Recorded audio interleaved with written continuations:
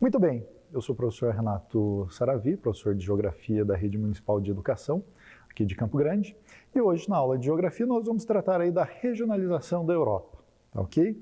Regionalização, né? A gente vai subdividir aí as regiões e tratar especificamente de cada parte dela, no caso Europa Oeste e Leste, Ocidental e Oriental, tá ok? Então vamos lá, vamos começar com calma sobre a Europa Ocidental, ou seja, a Europa mais a oeste, né? Quando a gente pega o planisfério e observa ali, é a Europa que está mais a oeste do mapa.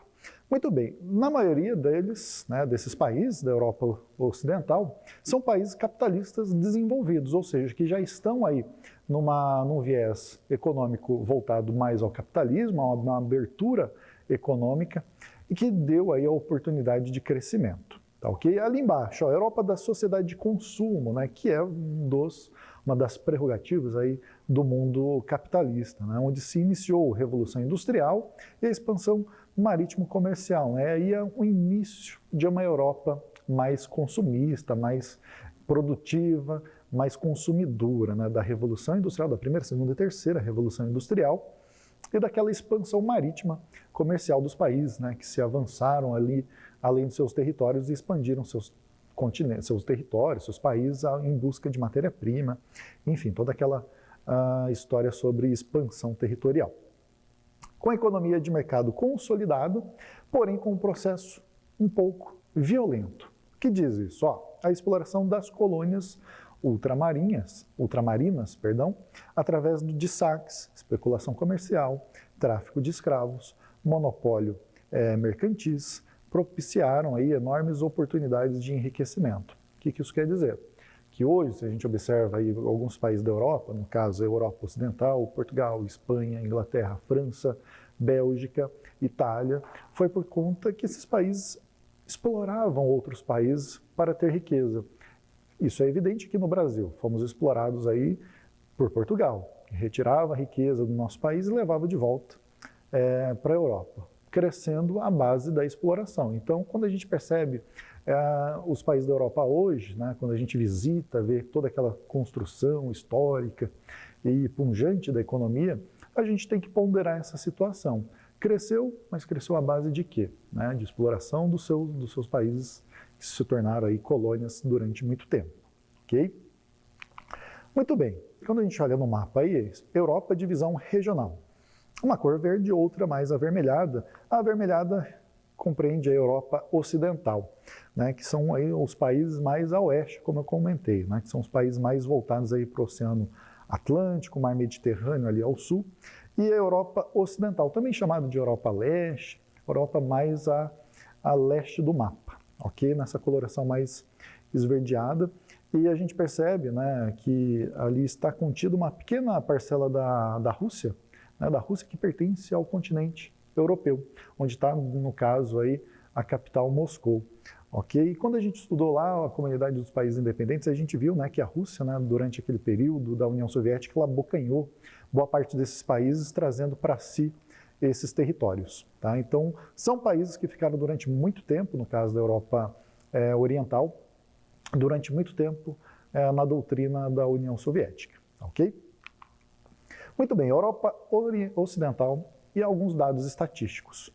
Tá, o que vale comentar aqui é que são países em áreas quilométricas, né, em território, são países pequenos comparados ao Brasil, comparado aos países colonizados por eles.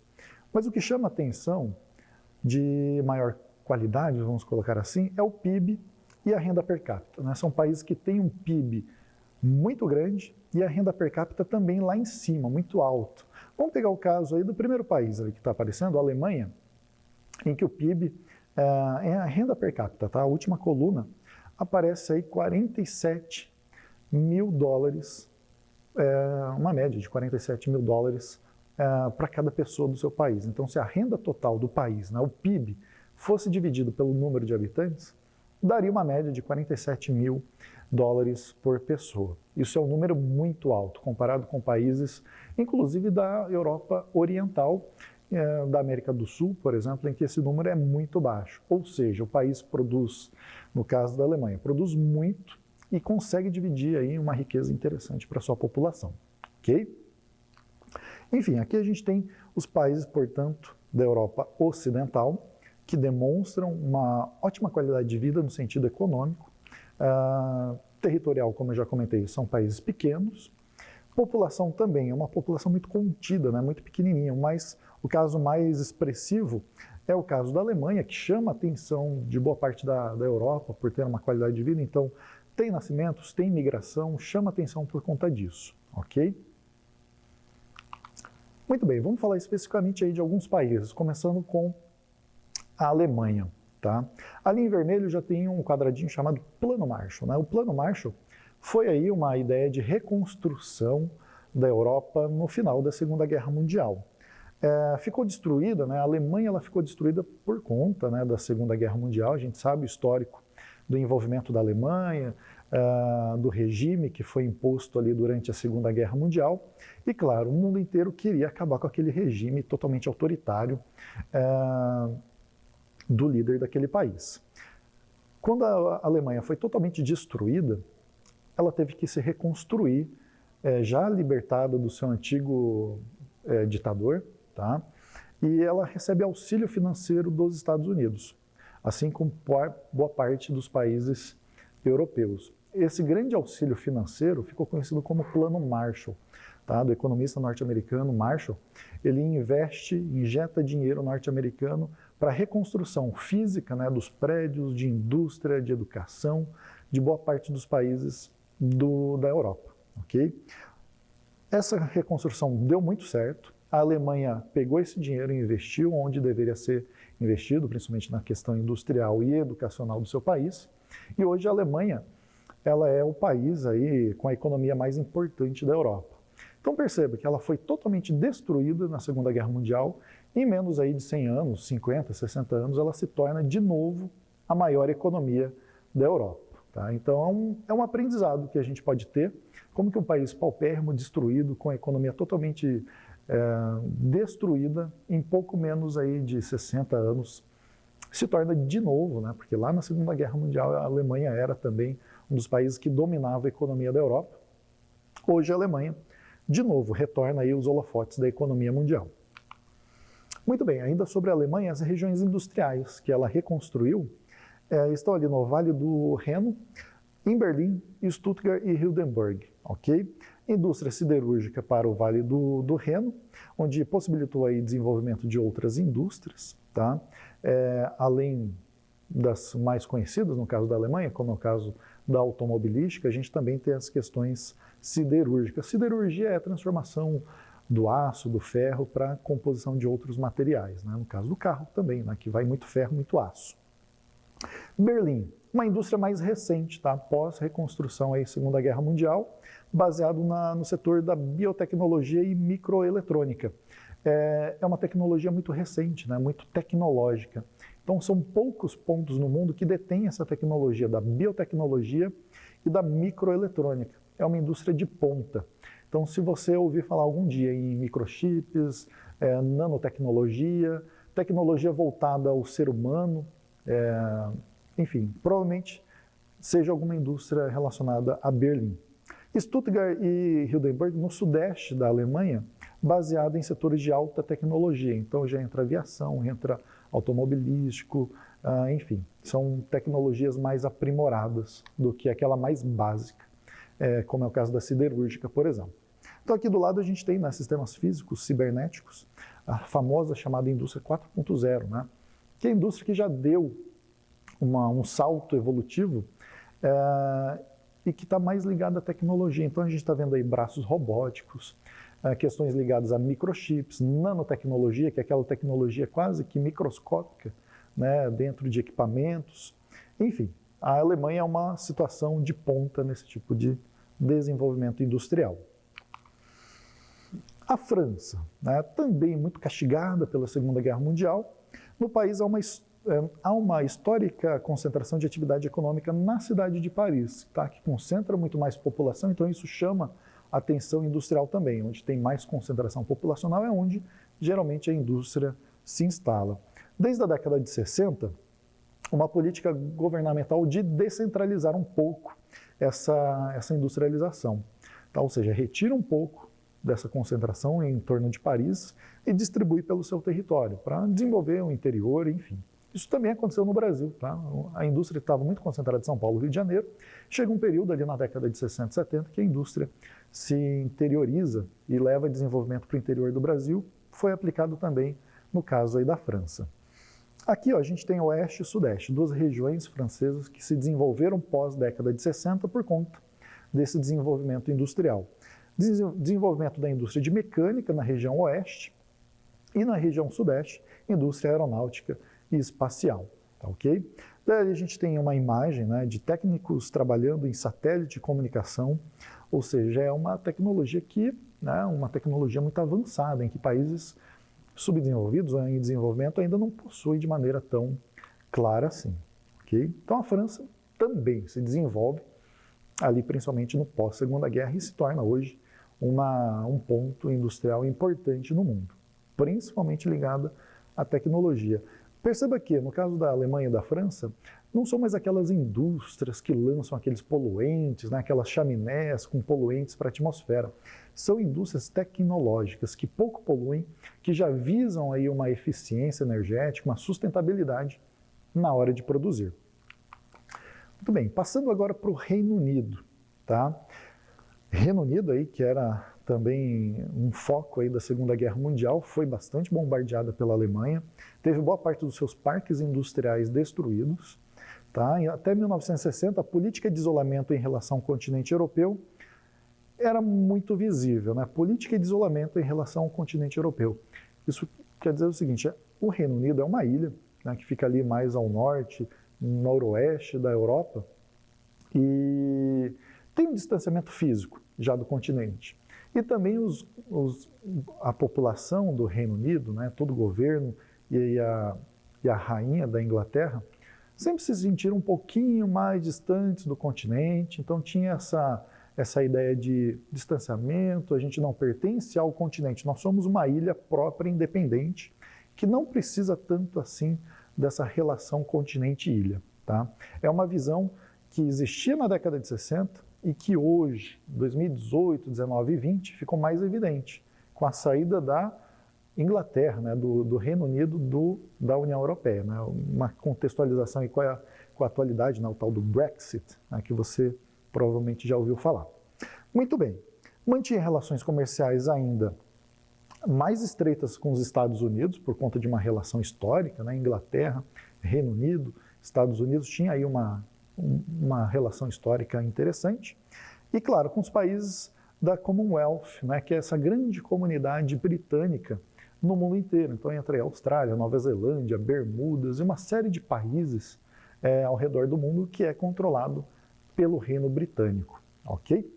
Em 1973, passa a entrar para o mercado comum europeu, intensifica o comércio com o continente. Então, só em 1973 que o Reino Unido entra para a comunidade europeia, tá? Aquele conjunto de países que se interagem ali, trocam mercadorias, trocam população, tem uma migração interessante entre eles, e só em 73 que isso acontece. Então, perceba o tempo todo que a Inglaterra ou o Reino Unido ficou distante, né, do continente. Então, só em 73 que houve essa aproximação de relacionamento entre Reino Unido e o continente europeu. Aqui na imagem a gente tem as localidades, tá? Reino Unido e Irlanda, indústrias e recursos minerais. Então a gente percebe ali que está concentrado em algumas principais cidades, principalmente Londres, Liverpool, que é um porto interessante da Inglaterra, Manchester, que teve ali desde a primeira, segunda Revolução Industrial uma grande importância para todo o Reino Unido. Então ali tem alguns pontos especificados, cada um deles ali mostrando a sua potencialidade, naval, aeronáutica, química, cada um tem a sua especialidade. Perceba que é bem variado também para o tamanho do território da Inglaterra ou do Reino Unido, né? Há uma variedade muito grande de indústria. Então, um país pequeno conseguiu aí ter um leque muito grande de indústria naquele caso. Muito bem, Itália, né? Também envolvida na Segunda Guerra Mundial, a partir de 1950, sul do país passa por um processo de modernização do setor primário e desenvolvimento da indústria química e metalúrgica. É interessante mostrar o seguinte, que a Itália Perceba que o norte da Itália é onde você tem mais itens relacionados à industrialização. E ao sul da Itália você tem um vazio industrial. Isso quer dizer o seguinte, o sul da Itália, historicamente, é conhecido como uma parcela aí desse país um pouco menos desenvolvido. Tá? Se a gente tem nossas diferenças aqui dentro do Brasil, né, qual que é a região mais desenvolvida, menos desenvolvida? Lá na Itália também. A região sul, portanto, é uma região menos desenvolvida, mais pobre. Enquanto o norte da Itália, a região de Milão, Turim, são as cidades mais ricas do país. Tá? A gente também comenta sobre Roma, mas não. É no norte da Itália que estão aí as cidades mais ricas, mais desenvolvidas, onde tem indústria automobilística, indústria aeronáutica, enfim, uma série de elementos industriais. Veja ali no mapa como que é o norte da Itália, que está mais pontilhada ali, mais selecionada com regiões industriais. De fato, você tem ali indústria naval, indústria aeronáutica, indústria têxtil, química, enfim, uma série de elementos que levam um desenvolvimento maior para a região norte italiana. Ok? Próximo país. A gente vai ver, não outro país, mas a diferença na parte ocidental. Estados-nações altamente industrializados, como é o caso do Reino Unido, França, Alemanha e Itália. Primeiros países a se industrializar, né, passar pelo processo de primeira, segunda e terceira revolução industrial. Alguns estados que têm uma certa industrialização, mas não tanto quanto esses que já foram falados, como é o caso da Islândia, Noruega, Espanha, Irlanda e Dinamarca. Não apresenta altos índices de industrialização. Então, se não fica com a industrialização, tem que ficar com algum outro setor, certo? Então, fica com o setor primário ou terciário. Primário é o setor de produção agrícola e o terciário é o setor de comércio, serviço, que esses países oferecem. Países com grande importância no setor primário, ou seja, não se industrializaram e o setor principal é o setor primário, o da economia inicial ali, né, da agricultura, da pecuária. Portugal e Grécia, tá? Apresentam aí uma indústria recente, produção de bens de consumo, tá ok? Então eles pulam aí o processo industrial, então apresentam primeiro o setor da economia e o terceiro setor da economia, produção agrícola e o comércio. Ok? Lembrando que Portugal e Grécia aí nos últimos 10, 15 anos passaram por um grande aperto econômico que puxaram boa parte da economia europeia para baixo. Tá? Esses países ficaram conhecidos aí como PIGs, Portugal, Irlanda, Itália, Grécia e Espanha.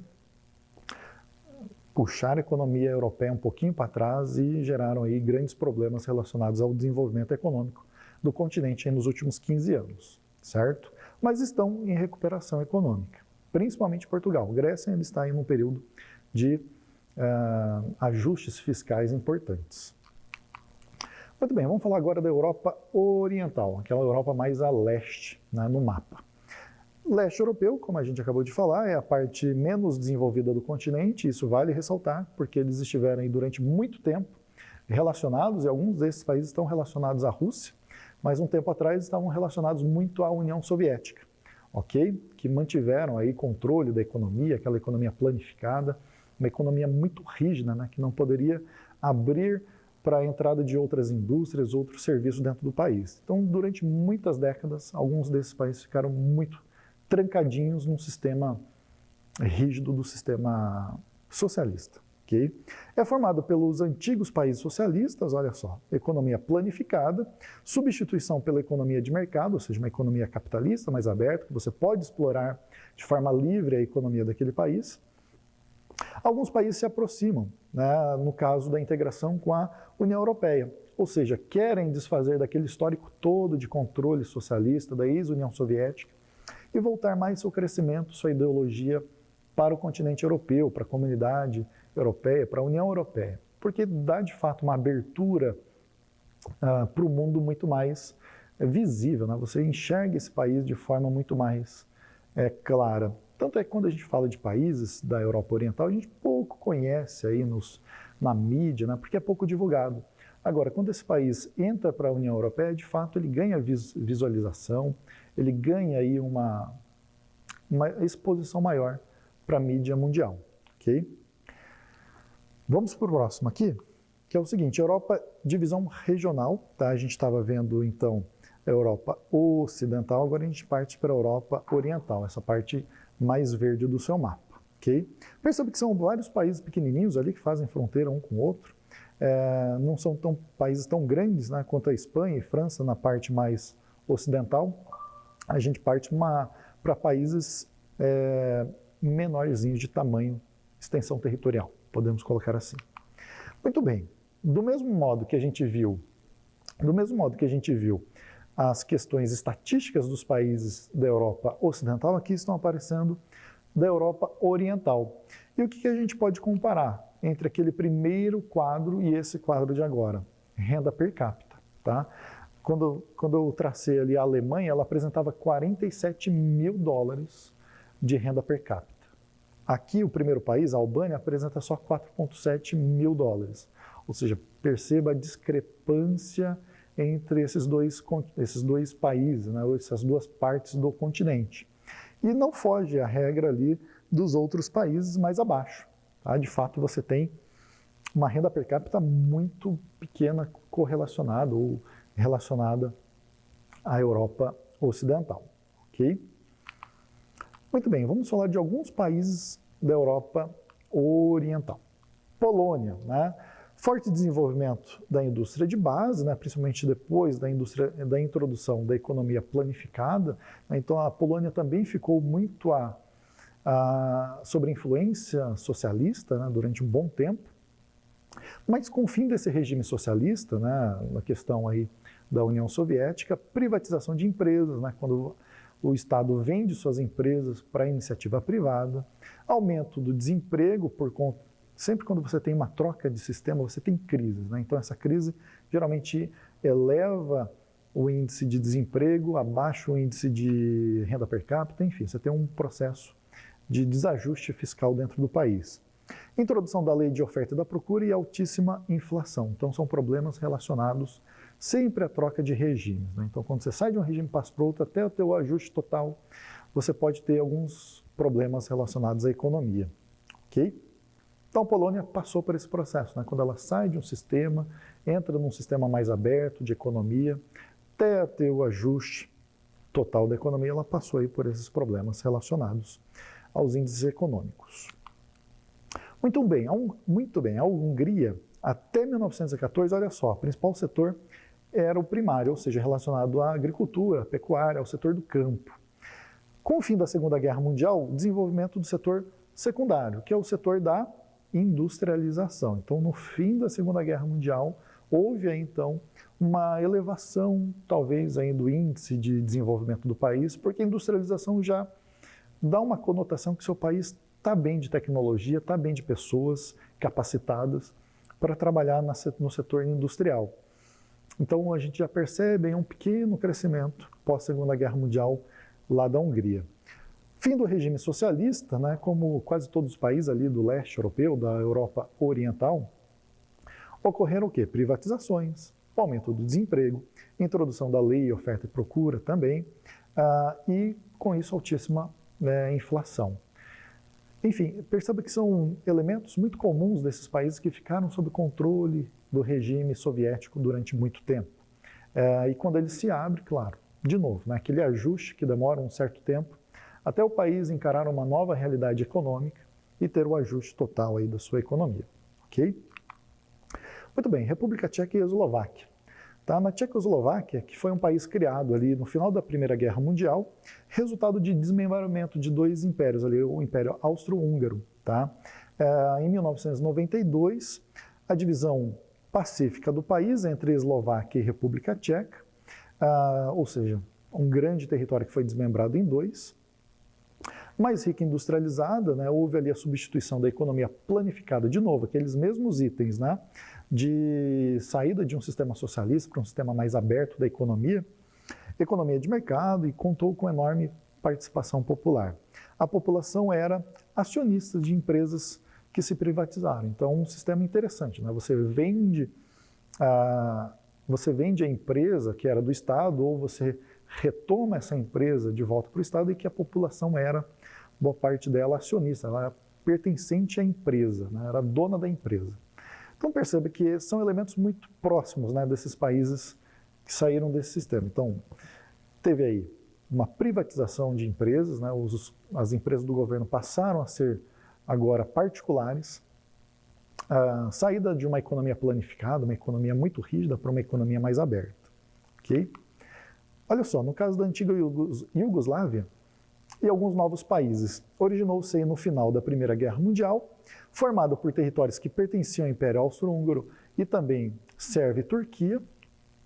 Final da Segunda Guerra Mundial, o Marechal Tito, né, proclama a República Socialista Federativa da Iugoslávia, formado por 6 repúblicas. Então, é um conjunto de países que vão formar aí a República Socialista Federativa da Iugoslávia, que eram quem? Eslovênia, Sérvia, Croácia, a Macedônia, Bósnia e Herzegovina e Montenegro. Então perceba que a Iugoslávia é um conjunto, né, de países que formam aí um território total. Muito bem, vamos ver, só voltando para o último slide, só para contextualizar, nesse redondinho aí que está escrito Eslovênia, Sérvia, Croácia, Macedônia, Bósnia e Herzegovina e Montenegro, a gente vai ver o processo de independência de cada um desses países agora. Perceba que não aconteceu no mesmo ano ou na mesma quase década, mas são muito próximos, né? Perceba o seguinte, Croácia e Eslovênia, independência em 91. O que acontece em 91, historicamente, aí no nosso mundo? Fim da União Soviética. Com isso, né, alguns países que pertenciam a essa União Soviética vão se desmembrando e querendo a sua independência. Foi normal isso. Então, quando a gente pega países mais recentes, como é o caso de Kosovo, da Sérvia, também, né, demorou muito tempo para ter a sua independência. Provavelmente, né, a gente coloca que a Rússia, né, depois que se transforma de União Soviética para a Rússia em 91, mesmo assim continua controlando parte desses países, a economia, a cultura desses países, então demora muito tempo, de fato, para conseguir sua independência, mas, de fato, sai aí nos anos 2000, ok? Muito bem, países resultantes da antiga Iugoslávia. Então, a gente comentou que a Iugoslávia era um grande território formado aí por esses países, e olhando no mapa aí a gente percebe, de fato, né, que eram alguns países, não com grande extensão territorial, mas que possuem uma grande diversidade étnica em cada um deles. Ou seja, tem uma cultura própria dentro de cada país. Dentro de cada país tem 2, 3, 5, 6 culturas étnicas, diferenças étnicas entre eles. E isso resulta em disputa dentro do próprio território. Então, no caso de Kosovo, da Macedônia, da Sérvia, a gente ainda percebe alguns atritos relacionados às etnias, que querem ainda uma independência ainda mais desses territórios, ou seja, fragmentar ainda mais esses territórios em busca de um território independente, onde a sua cultura possa ser preservada e, de fato, oficializada. Vamos falar agora da Bósnia e Herzegovina. Tá, uma população de 3,9 milhões de habitantes, a gente percebe que não é uma população tão grande assim, comparada ao Novo Mundo, por exemplo. Etnias formadas por bósnios e sérvios croatas, tá? E é uma divisão muito próxima ali, de 51%, 48%. Percebe que os bósnios são de cultura muçulmana, ou seja, tem uma diferenciação muito grande do restante da Europa, que é, de fato, cristão, seja ortodoxo ou romano, ok? Na Guerra da Bósnia, a gente pode colocar o seguinte, a Guerra Civil foi muito violenta. Em 93, tropas internacionais foram enviadas ao país para tentar aí impedir uma guerra, um massacre ainda maior dessa segregação, dessa divisão do seu país. Em 95, as 3 partes envolvidas na guerra assinaram um tratado de paz que oficializaram a independência da Bósnia. Ou seja, estavam em guerra civil interna, né, uma guerra de disputa interna, em que se não fosse uma ajuda internacional, poderia ter um massacre muito maior, uma população muito mais massacrada por conta de apenas definição de território. Região do Kosovo. Era uma província autônoma na região da Iugoslávia, Kosovo também pertencia à Iugoslávia, foi incorporada pela Sérvia e perdeu aí sua autonomia em 1989, ou seja, é num período aí de final da União Soviética, naquele período final daquela história. Massacre da etnia albanesa, grupo guerrilheiro chamado Exército de Libertação do Kosovo. Então perceba que dentro do território existia também um grupo separatista que brigava por sua independência, que fazia questão de disseminar outra etnia que se opunha a essa situação. Em 2008 declara independência e finalmente aí o Kosovo tem o seu reconhecimento internacional. Okay? Ali na imagem está aparecendo a palavrinha limpeza étnica, que é aí um movimento que a gente já falou isso, né? Um nomezinho que aparece, xenofobia, ou a tentativa de você excluir outra etnia do seu país. Então, de fato, a limpeza étnica, ela volta a aparecer aí no século XXI com grande força, tá? Muito bem, amiguinhos, essa foi a aula de regionalização da Europa, Europa Oriental e Ocidental. Fiquem à vontade para ler o livro, pesquisar mais materiais sobre isso. Eu estou à disposição e eu termino por aqui. Tenham todos ótimos estudos e até a próxima.